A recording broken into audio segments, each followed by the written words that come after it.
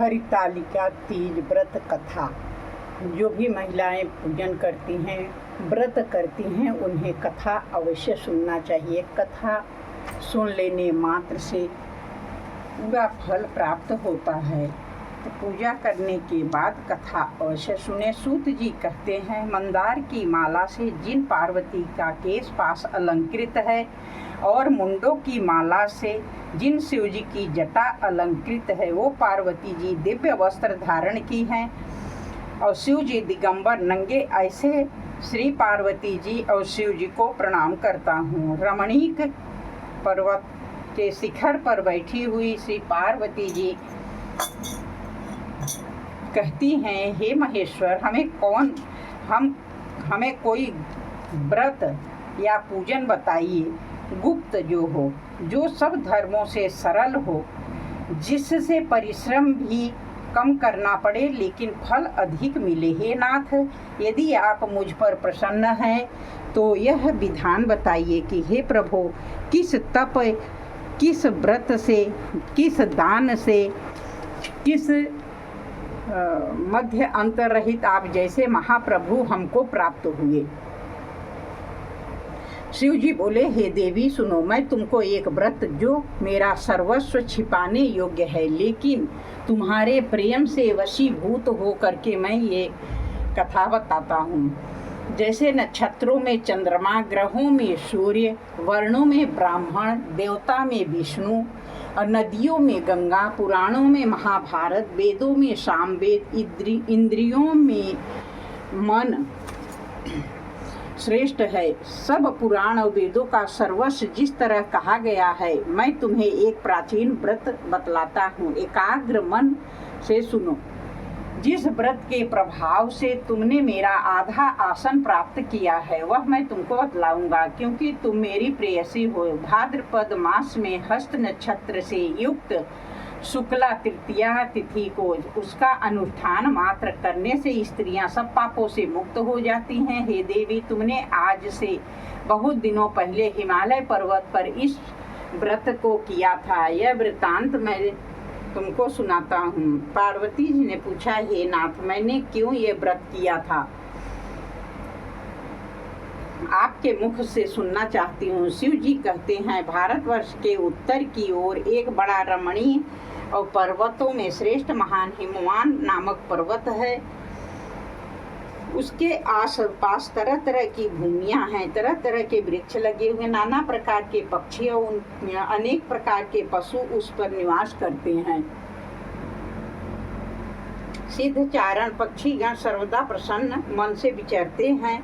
गंधर्व गाते हैं, अप्सराएं नाचती हैं। पर्वत के कितने शिखर ऐसे ही जिनके स्फटिक, रत्न, वैदुर्मणि आदि की खाने भरी हुई हैं। यह पर्वत ऊंचा तो इतना अधिक है जैसे मित्र के घर की तरह समझकर आकाश का स्पर्श किए रहता है। उसके समस्त शिखर सदैव हिम से आच्छादित रहते हैं। गंगा जल की ध्वनि सदा सुनाई देती रहती है। पार्वती, तुमने बाल्यकाल में ही उसी पर्वत पर तपस्या की थी। 12 वर्ष तक तुम उल्टी टांग केवल धुआं पी कर रही थी। 64 वर्ष तक सूखे पत्ते खा कर रही थी। और माघ मास में तुम जल में बैठी रहती थी। वैशाख दोपहरिया में पंचांगनी तापती थी। श्रावण के महीने में जल बरसता तो भूखी प्यासी रहकर मैदान में बैठी रहती थी। तुम्हारे पिता इस तरह के कष्ट सहन को देखकर बड़े दुखी हुए। वे चिंता में पड़ गए कि अपनी कन्या किसको दूं। उसी समय नारद जी वहां पहुंचे।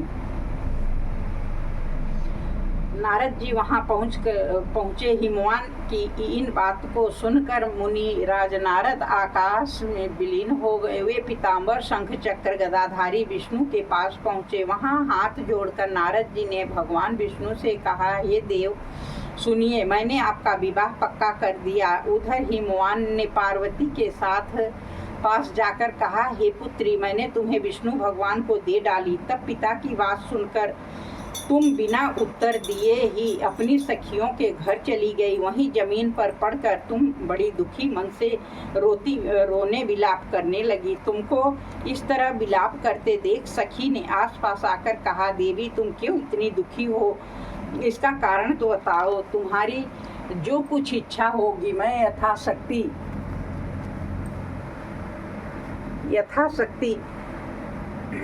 पूरा करने की चेष्टा करूंगी, इसमें कोई संशय नहीं है। पार्वती बोली, मेरी जो कुछ अभिलाषा है उसे सुनो, प्रेम पूर्वक सुनो। मैं एकमात्र शिव जी को अपना पति बनाना चाहती हूँ, इसमें कुछ भी संशय नहीं है। मेरे इस विचार को पिताजी ने ठुकरा दिया, इससे मैं शरीर को त्याग दूंगी। पार्वती जी की इस बात को सुनकर सखियों ने कहा कि शरीर त्याग न करो, चलो किसी ऐसे वन में चलें जहाँ पिता को पता न लगे। ऐसे सलाह कर तुम वैसे ही वन में जा पहुँचे। उधर तुम्हारे पिता घर घर तुम्हें खोजने लगे, दूतों द्वारा भी खबर लेने लगे, कौन देवता क्या किन्नर मेरी पुत्री को हर ले गया। उन्होंने मन ही मन नारद जी के आगे प्रतिज्ञा कर चुका हूँ कि विष्णु भगवान को तुम्हें दे दूंगा। ऐसा सोचते सोचते हिमवान मूर्छित हो गए। गिरिराज को मूर्छित देख करके सब लोग हाहाकार करते हुए दौड़ पड़े। आप लोग मेरे दुख के कारण सुने, न मालूम कौन मेरी कन्या को हर ले गया। ऐसा नहीं हुआ तो उसे किसी सांप ने खा लिया या शेर ने खा लिया। हाय हाय, मेरी बेटी कहाँ चली गई। इस तरह से विलाप कर रहे थे। किसी दुष्ट ने मेरी पुत्री को मार डाला। वायु के झोंके ने कांपते हुए वृक्ष के समान कांपने लगे। इसके बाद हिमवान तुम्हें वन वन खोजने लगे। वह वन भी सिंह, भालू, हिंसक जंतुओं से बड़ा भयानक हो रहा था। तुम भी अपनी सखियों के साथ उस भयानक वन में चलती चलती एक ऐसे जगह जा पहुंची जहां एक नदी बह रही थी। उसके रमणीय तटी पर एक बड़ी कंदरा थी। तुमने उसी कंदरा में आश्रम बना लिया और बालुकामयी प्रतिमा बनाकर अपनी सखियों के साथ निराहार रहकर आराधना करने लगी। जब भाद्रपद शुक्ल पक्ष की हस्तयुक्त तृतीया तिथि प्राप्त हुई तब तुमने मेरा विधिवत पूजन किया और रात भर जाग कर गीत वाद्या मुझे प्रसन्न करने के लिए बिताया, भजन कीर्तन करके रात बिताया। उस व्रत राज के प्रभाव से आसन मेरा डगमगा उठा, जिससे मैं तत्काल ही उस स्थान पर जा पहुंचा जहां तुम अपनी सखियों के साथ रहती थी।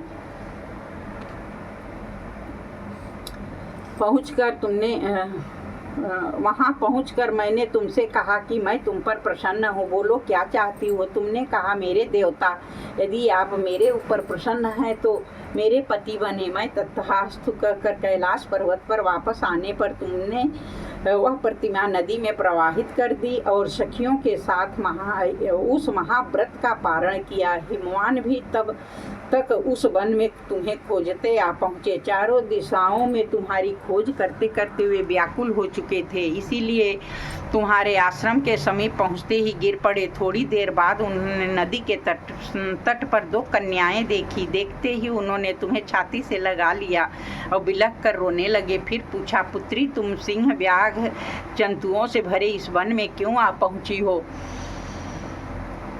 पार्वती ने उत्तर दिया, हे पिताजी, मैंने पहले आपको शिव जी के हाथों सौंप दिया था।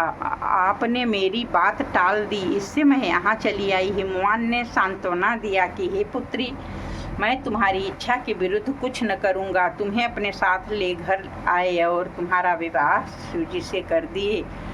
इसी से तुमने मेरा अर्धा आसन पाए हैं। तब से आज तक किसी के सामने मुझे यह व्रत प्रकट करने का अवसर नहीं प्राप्त हुआ। हे देवी, मैं यह बताता हूँ कि इस व्रत का हरितालिका नाम क्यों पड़ा। तुमको सखियां हर ले गई थी, इसी से हरितालिका नाम पड़ा। इस पर पार्वती जी ने कहा, हे प्रभु, आपने नाम तो बताया, आप विधि भी बताएं। इसका क्या पुण्य है, क्या फल है, क्या व्रत, यह व्रत कौन करें। श्री शिव जी पार्वती से कहते हैं, हे देवी, मैं स्त्री जाति की भलाई के लिए उत्तम व्रत बतलाता हूँ। जो स्त्री अपने सौभाग्य की रक्षा करना चाहती हैं, यत्न पूर्वक इस व्रत को करे। पहले कदली के खम्भे आदि से सुशोभित एक सुंदर मंडप बनावें। इसमें रंग बिरंगे रेशमी कपड़े, चंदोए लगवाएं और सजाएं बढ़िया से।